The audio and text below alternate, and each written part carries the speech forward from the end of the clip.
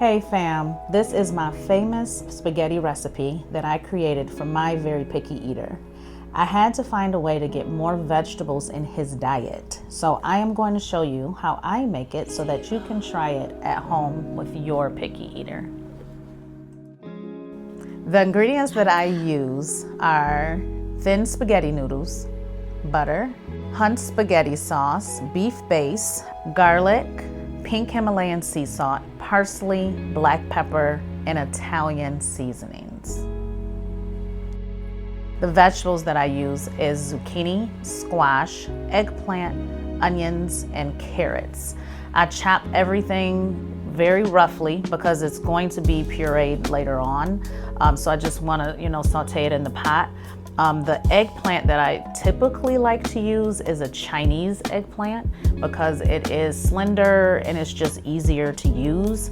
But for today, I just used a regular eggplant. I do saute my vegetables in my pressure cooker on the saute option with some extra virgin olive oil.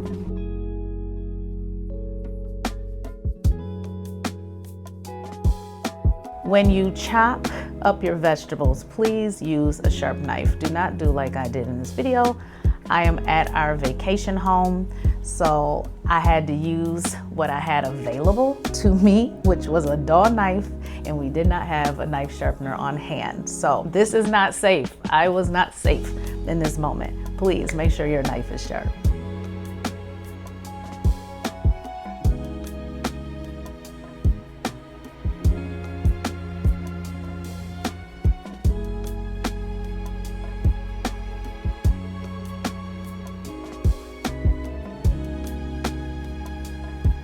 So after I chop up my vegetables, I do add them to my onions and my carrots. I sweat those first because the carrots are more hard and it takes the onions a little bit more time to cook down. So I put those in first. The other vegetables are softer, so they cook faster, and I don't want to cook all the nutrients out of them and make them, well, I won't say not make them too mushy. I just don't want to cook all the nutrients out of them. So I add them at this time.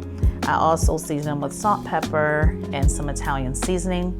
I put them in the pressure cooker for about 4 to 6 minutes to soften. And then once they are finished, I take them out and I add them to my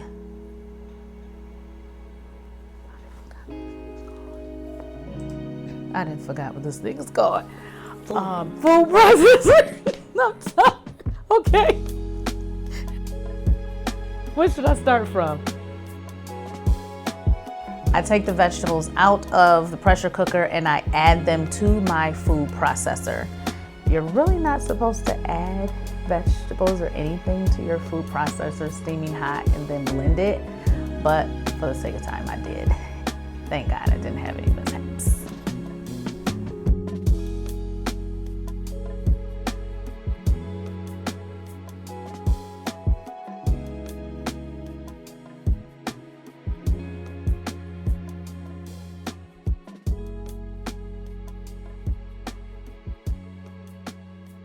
Now, when you get down to getting all of the vegetables out, they do produce a lot of liquid, like juice, when it's cooked in the pressure cooker.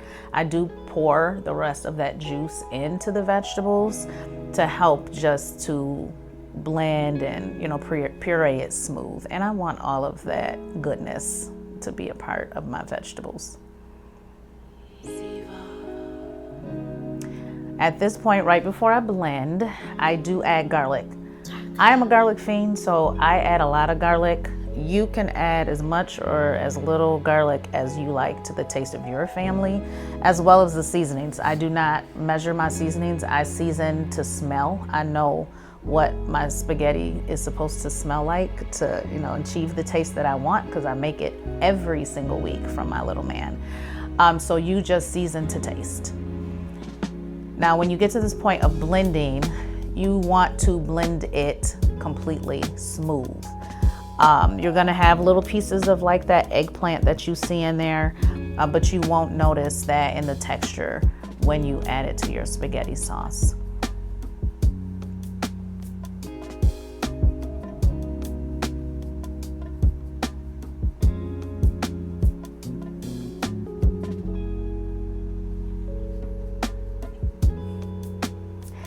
So it is all smooth and pureed. As you can see, everything is blended really nice. It's still really hot as well. So I'll take the lid off. I'll just let it kind of, cool off a little bit while I begin to cook my meats. So for the meats that I use a pound of Italian sausage and I use a pound of ground beef. So equal parts. If you have a big family and you need to make more and you want to double it, it's just equal parts Italian sausage to ground beef. So I add that into my pressure cooker and I ground that up together. My little guy likes his sauce more chunky. So I leave some chunks in there for him to pick out when he eats it. However you want to grind your meat is up to you. It's to your preference.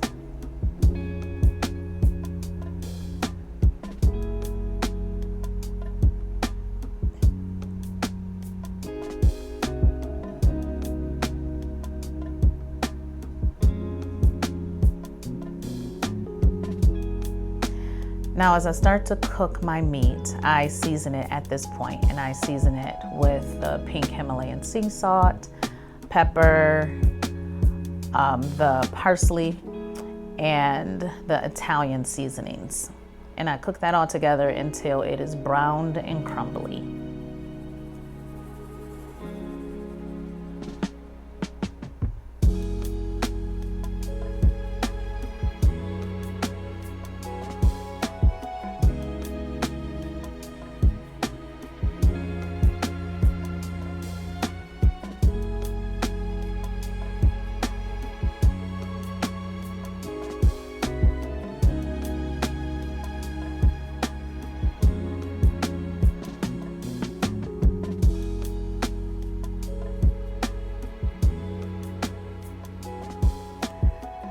So after you get it crumbled well and everything mixed together well, I do drain the grease from my meat. So I just use paper towel. I push all the meat to one side. I take paper towel and I absorb all of the oil out and throw it away. I leave just a little bit of that, fatty oil in there to mix into my meat. My little guy is tiny, so he needs as much fat as he can get. So I do leave a little bit of that for that, just the added fattiness and for flavor as well. But if you want to drain all of it out, you can.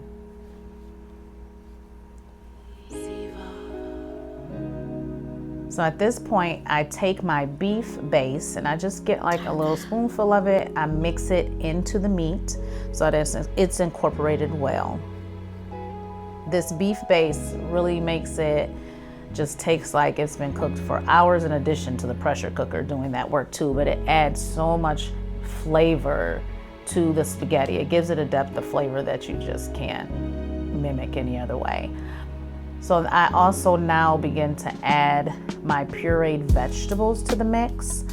I always make a large amount of the vegetables because I freeze the rest for the next week when I make my next batch, so I don't have to do that step every single week. But I add a hearty amount of the vegetables into the ground beef and I mix it all in so everything can just kind of melt together and toast at this point before I add in my spaghetti sauce.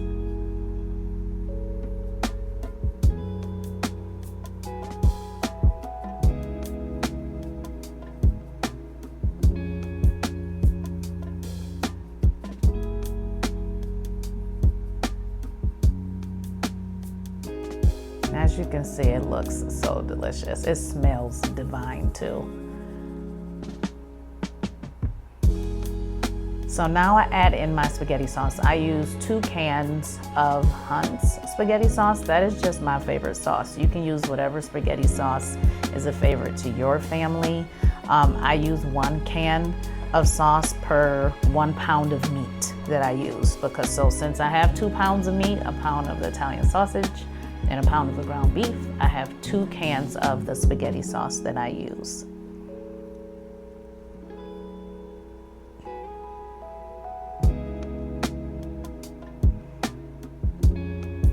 So once you add the sauce in, you just mix everything together. Now, because I am making this in the pressure cooker and it gets very hot inside the pot, I am going to also add a little bit of water to my can of spaghetti sauce, and I'm going to add that water to the spaghetti. It's going to thin the sauce out a little bit so it's not so thick, and it's also going to help the sauce not burn while it's cooking on that pressure cooking option. I had to learn this the hard way. The first time I started making spaghetti in the pressure cooker, I did not thin the sauce out, and it burned pretty bad at the bottom. So once I started adding that water, it eliminated that problem for me. So once all that's mixed in together, I lock the lid, and then I cook it for about 20 minutes on the pressure cooking option.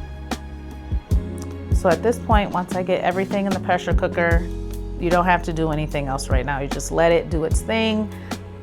It will build pressure. It will stay on while it's building pressure. So while the pressure cooker is doing its thing, I wait until there's just a couple minutes left, and then I do my noodles. So I put extra or virgin olive oil, the pink Himalayan sea salt, and parsley in the water, and I boil it, and then I add my noodles.